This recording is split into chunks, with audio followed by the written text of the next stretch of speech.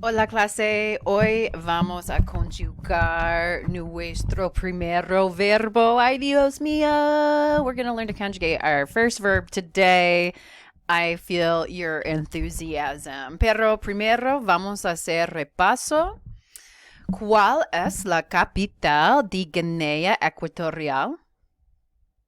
Malabo, muy bien. ¿Y la capital de Perú? Lima. Lima, Perú. La capital de Uruguay? Montevideo, Montevideo. Muy bien. La capital de Ecuador. Quito, Ecuador. No es Asunción. So mira, presta atención. La capital de Ecuador es Quito.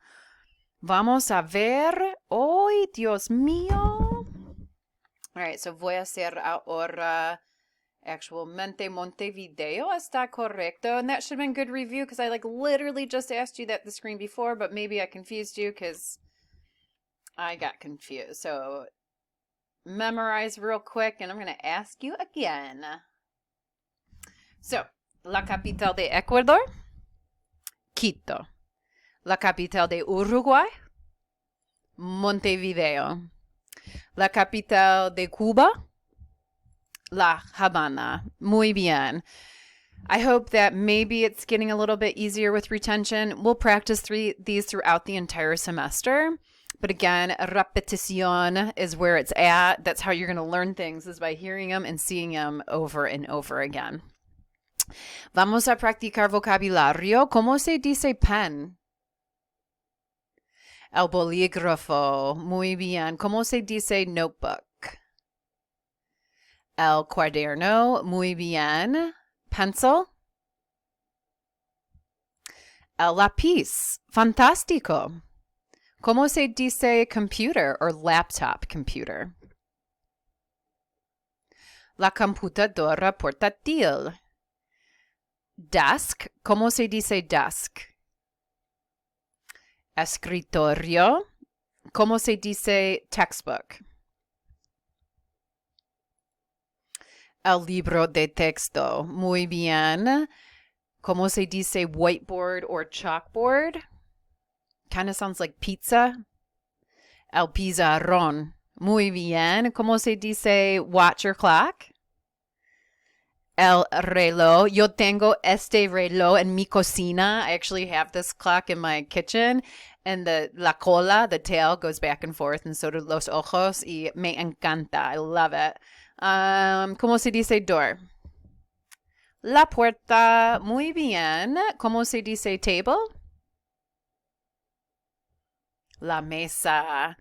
Unas de mis palabras favoritas. One of my favorite words here. ¿Cómo se dice backpack? Backpack, backpack. Mochila. La mochila. With one L. We like to spell it with two sometimes. But remember, there's only one L in mochila. Y paper? Papel. Exacto. El papel. ¿Cómo se dice foreign languages? It's really kind of changed now in the last couple of years. We have shifted our language to call them world languages, which actually makes more sense than saying foreign languages because we're just learning all languages are foreign to somebody, but world languages really kind of explains it better what I study world languages. So, las lenguas extranjeras. So, mira las banderas, look at the flags. ¿De qué país? What country are they from? Or ¿qué habla? What language does this country speak? Okay, so can you identifica la nacionalidad de la bandera? Can you identify the nationality of the flag? So, numero, this one right in the middle. We're going to start with this one. It's the next one on our screen with the negro, rojo y amarillo. It's almost kind of yellow gold. ¿Qué país?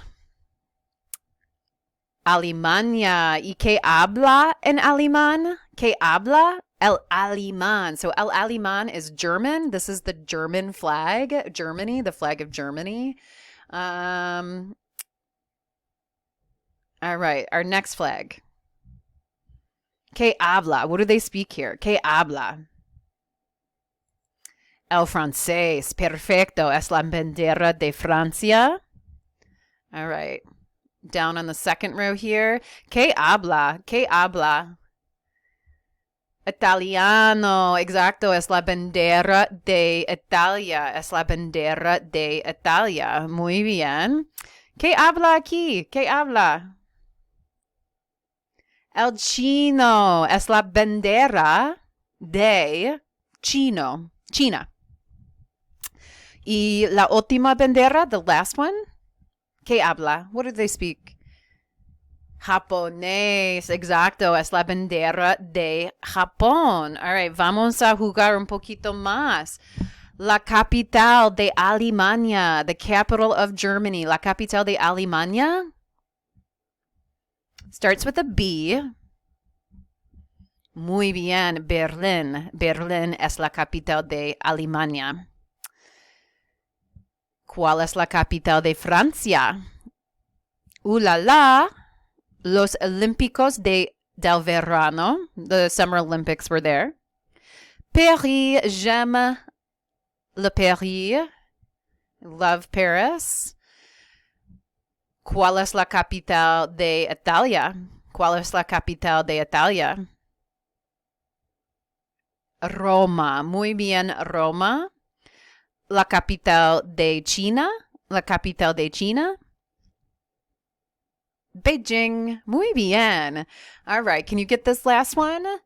La capital de Japón. Fast and Furious. Tokio. Muy bien. Okay. Una cosa más. ¿Cómo se dice hola en alemán? How do you say hi in German? Hallo. ¿Cómo se dice hola en francés? How do you say hello in French? Bonjour. Bonjour. ¿Cómo se dice hola en italiano? Buongiorno. Ciao, buongiorno. Mi piace molto la pizza. ¿Cómo se dice hola en chino? Ni hao. Muy bien. ¿Y al japonés cómo se dice hola? Konnichiwa. Muy bien. It's always good to expand our boundaries, learn a little bit about other cultures as well. So this is just going to be a quick review of the last lesson we did with the definite and indefinite articles. So remember, your definite articles are el, la, los, las. This means the or these. Indefinite articles, un, una, unos, disculpa, unos or unas. I think that's probably because I'm just going to change my thing. So many small things. So un, una, unos, unas means a, some, or a few. So if I said el chico, the boy or boy, un chico, a boy. Okay. La clase, class, una clase, a class. Okay. So, oh my gosh, this is amazing because we just did languages, okay? So look at me throwing repetition in there. ¿Cómo se dice German? ¿Cómo se dice German? El alemán, muy bien. ¿Cómo se dice Italian? El italiano, perfecto. French? El francés? Russian, no está en tu lista de vocabulario. This is not on your vocab list. But if you had to make up what you think Russian sounds in Spanish, use your imagination. What do you think that it would sound like?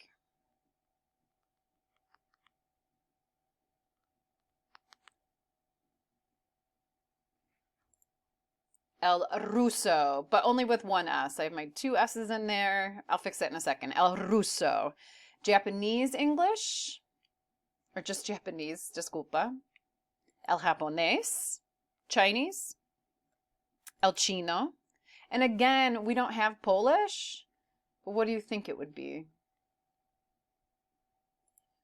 El polaco.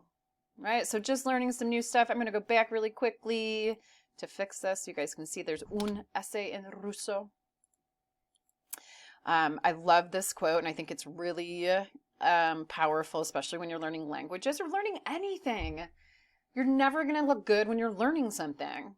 And if you are, like, you're just meant to be doing it. But in general, we're never good when we're just starting learning something. So of course it's going to be messy and it's not going to be how we would like it to be presented, but it's part of the process. And that's just as important to getting to where you need to go. So remember, nobody looks good when they're trying something new. Okay. So just go for it. You have nothing to lose. And in the end, it is so worth it. Okay. So artist. How would you say artist in Espanol? So if it doesn't have a artist in front of it and it just says artist, that means you're going to default to the definite article. Okay, so we know en la foto es una mujer, es una chica, es una muchacha, right? So es femenina. So artist would become la artista, la artista.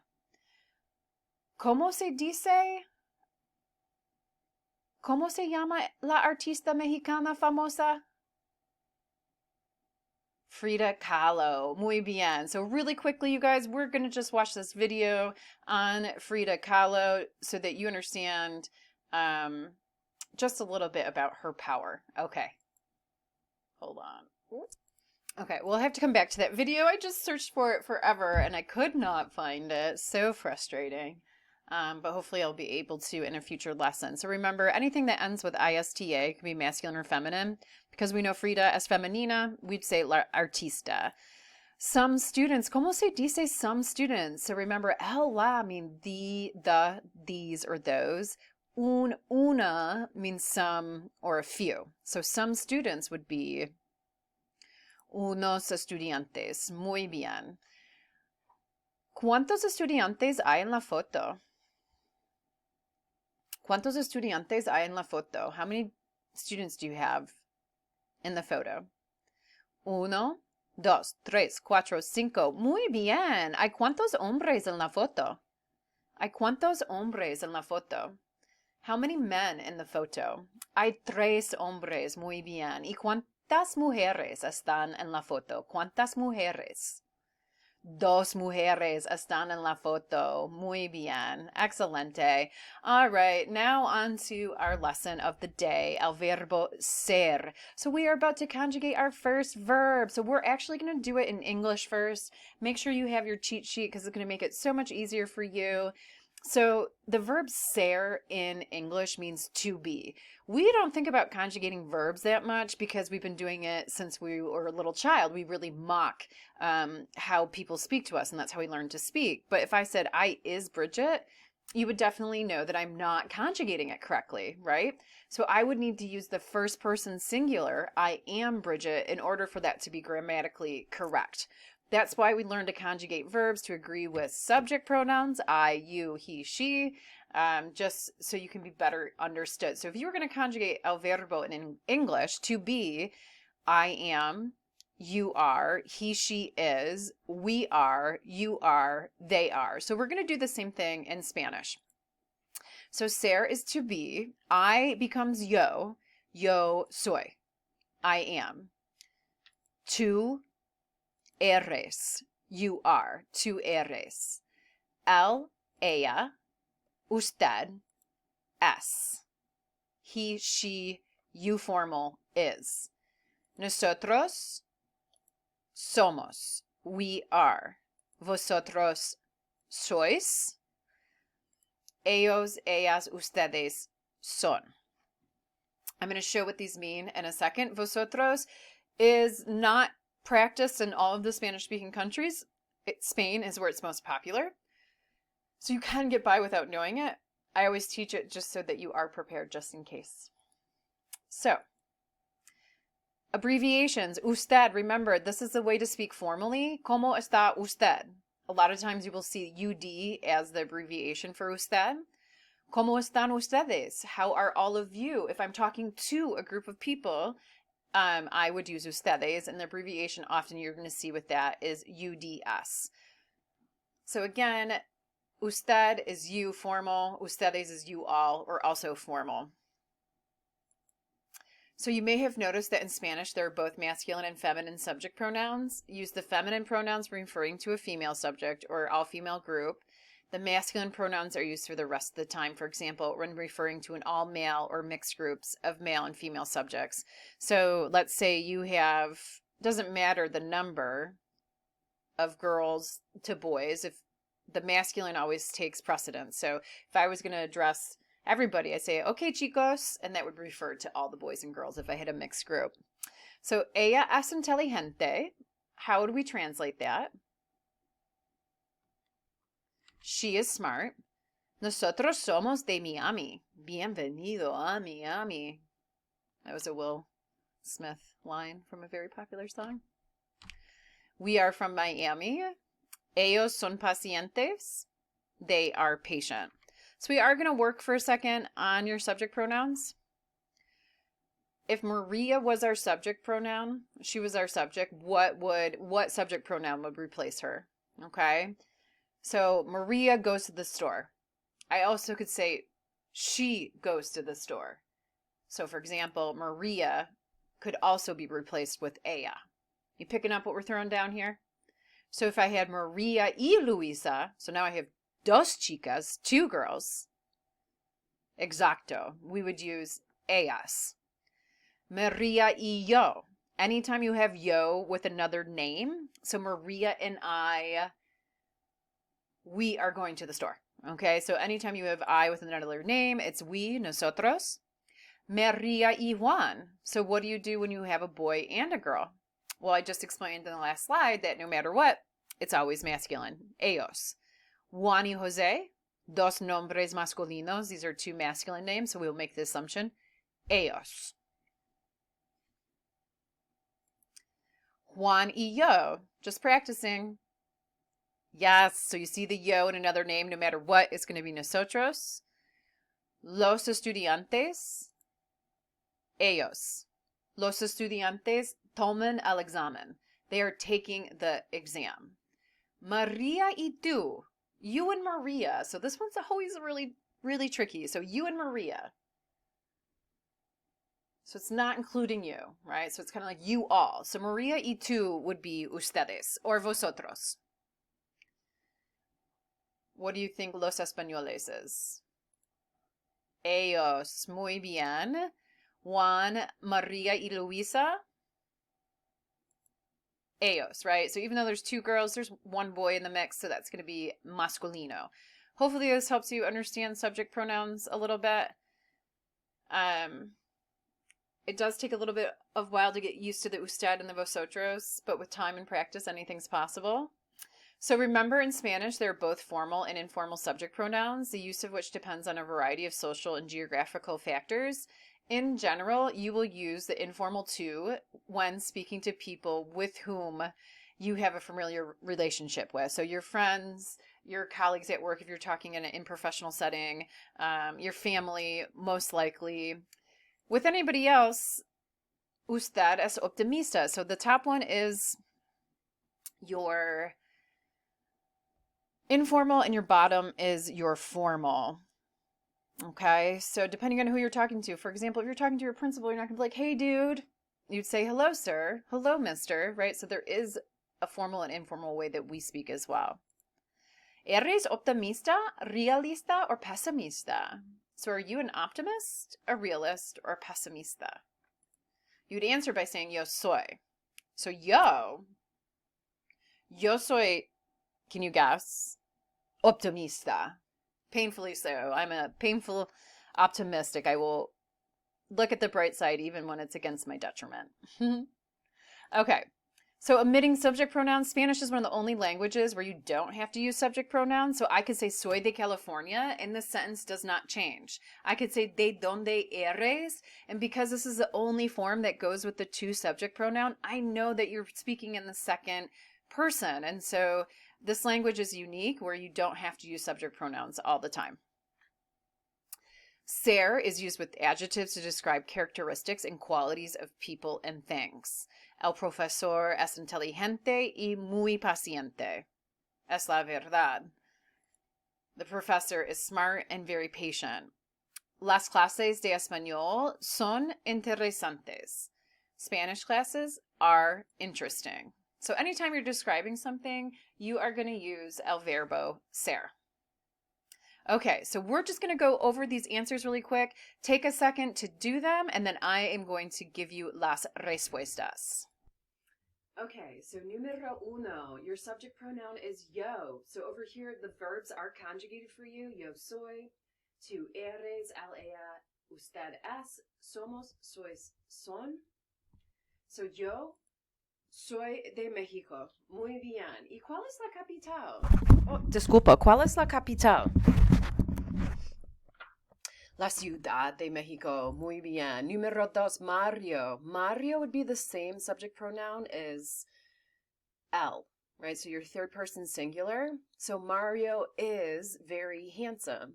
Mario es muy guapo. Mario es muy guapo. Número tres, Leo. He is an actor. Leo es actor. Something that's sometimes tricky for us is we oftentimes want to put that indefinite article in there, un or una. Leo es un actor, but in Spanish, you leave it out when you're talking about your profession. So soy profesora. Eres estudiante. Okay, you're a student, but it's a hard habit to break. And that's what's interesting about languages. Not everything directly translates, and so you kind of have to break that habit. Número cuatro, los problemas de matemáticas blank difíciles. So, math problems are difficult. So, which one are we going to use here? Los problemas de matemáticas son difíciles. Muy bien. Yo soy desastre en matemáticas. Necesito una calculadora. I am a disaster with math.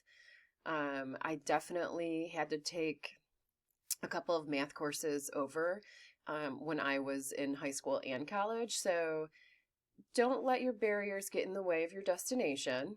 I still made it to where I was going, and that's just kind of part of life of preparing you for the barriers that come your way. So it's not going to keep you from being successful. You just have to put your ego aside and keep moving forward. So if you've ever failed at something, you really have to look at it as part of the growth process and have that growth mindset, right? With hard work and determination, you're going to get where you're going.